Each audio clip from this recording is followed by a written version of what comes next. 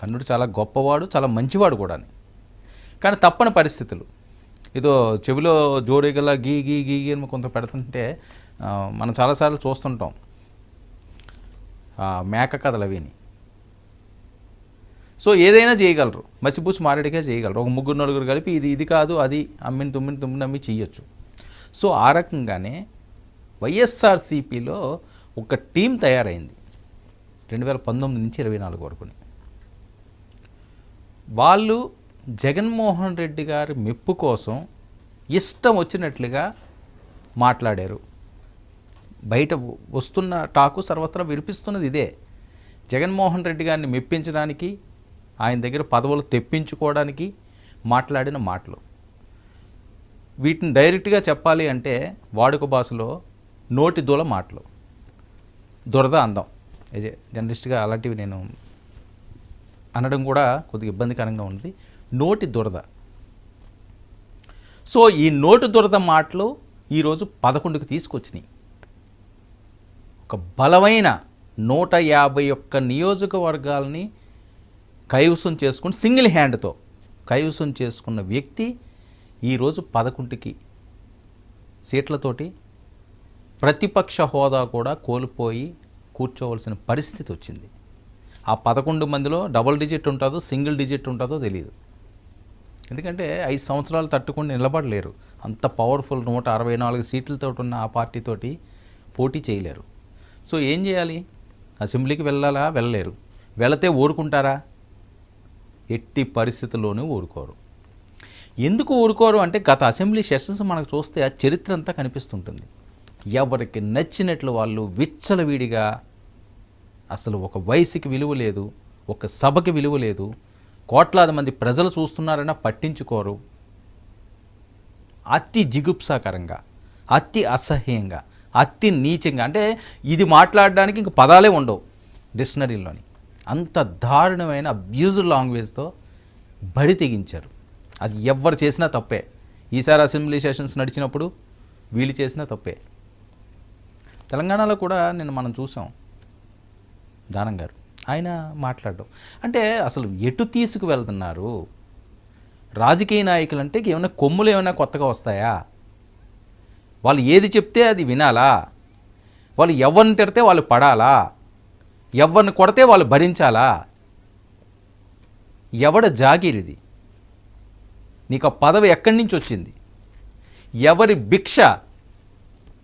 Water భిక్షది. Yes,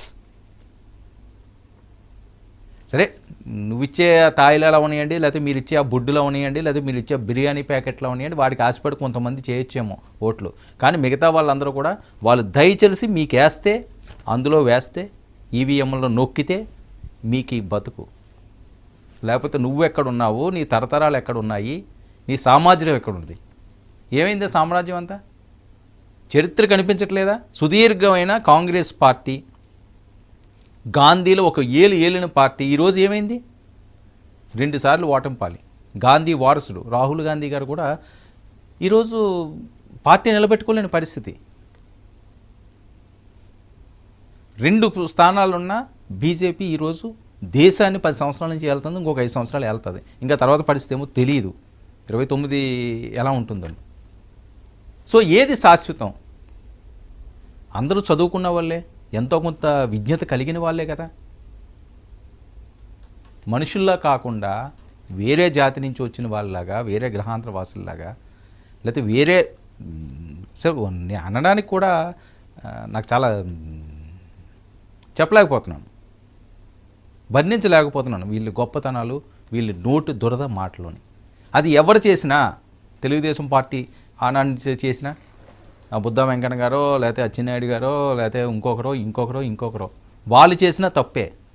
కానీ దానికి 4 గంటలు రెట్టింపు అయిపోయింది సభ 2019 నుంచి 24 వరకుని. మేమనేది ఏంటంటే ఇప్పటికైనా ఆపండి. 14 నుంచి 19 వరకు మీకు అవమానాలు జరిగినాయన్నారు, ఆ కక్షలన్నీ తీర్చుకున్నారు. 19 నుంచి 24 వరకు వాళ్ళు తీర్చుకున్నారు. సరే, ఇప్పుడైనా ఒక మంచి సభకి, సాంప్రదాయాలకి, విలువలకి కట్టుబడి ఉందాం. గత అసెంబ్లీ సెషన్స్ చూడండి, మహామహులందరూ కూడా ఎంత ఔన్నిత్యంతో, ఎంత స్నేహపూరితంగా ఉన్నారో. ప్రజల కోసం మీ వాయిస్ వినిపించండి, ఎవరు కాదంటారు. వాళ్ళ కోసం మీరు పోరాడండి, మీ వెనకాతలు ఉంటారు. కానీ పర్సనల్ కక్షగా తీసుకుండి రాజకీయ పరంగా ఈరోజు అధికారం ఉంది కదా అని చెప్పి ఇష్టం వచ్చినట్లుగా చాలా దారుణమైన అంశం. మీకు చాలా బయటలు నేను వినిపిస్తాను సుదీర్ఘంగా. ఇది మనం ప్రజల ముందు ఉంచాల్సిన అవసరం ఉంది. ఎందుకంటే ఇంత కాలర్ ఎగరేసిన తిరిగిన నాయకులందరూ కూడా ఈరోజు పటాపంచలు అయిపోయారు, పరారైపోయారు, అజ్ఞాతంలోకి వెళ్ళిపోయారు, అండర్ గ్రౌండ్కి పరుగులు పెడుతున్నారు. ఎందుకు ఆ పరిస్థితి? ఏం చేశారు? హత్యలు చేశారా? మానభంగాలు చేశారా? ఏం చేశారని పారిపోవాలి? ఆ నోటి దురద, ఆ రోజు మాట్లాడిన మాటలు ఈరోజు రిపీట్ అవుతుంది మీకు. కర్మ రిపీట్స్, కర్మ రిపీట్స్. ఏది ఎవరిని వదిలిపెట్టదు, ఎవరా తప్పు చేసినా సరే. ఇందులో భాగంగా మొదటి అంబటి రాంబాబు గారిని ఒకసారి చూద్దాం. అంబటి రాంబాబు గారు బయట ప్లే చేయండి పీసీఆర్. గంట కావాలో అరగంట కావాలో మాధవరెడ్డి గారి సంగతి ఏంటి ఎన్ని మాట్లాడుకునే సమయం కాదు ఇది.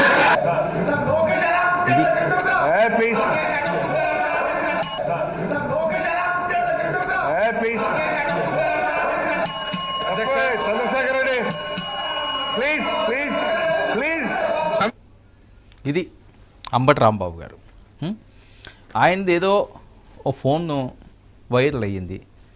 అది ఎవరు వైరల్ చేశారో, ఏం చేశారో, ఏదో అరగంట గంట ఏదో సుకన్య ఏదో పేర్లు, ఇవన్నీ ఎందుకులేండి, నీకు అయిపోయిందని మళ్ళీ ఇప్పుడు ఆయన గురించి చెప్పడం అని కాదు. కానీ జరిగిన ఘటనలో మీ ఓటమికి, మీ దారుణమైన ఈ దుస్థితికి కారణాల గురించి మాత్రమే మనం ప్రస్తావిస్తున్నాం.